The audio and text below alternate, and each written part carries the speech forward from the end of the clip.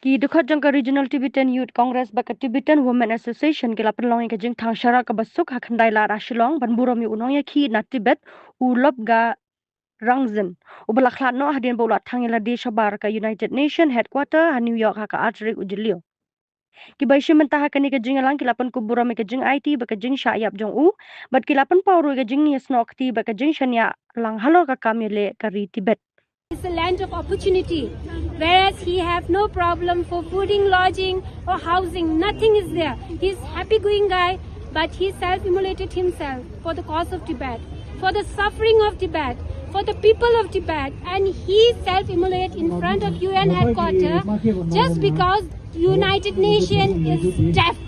They are deaf. China is deaf. United Nations is deaf. That's why when he speaks, nobody hears about. So he have to self-immolate himself. So just imagine a person who can self-immolate himself, he can do anything. Just like there are so many cases of terrorists.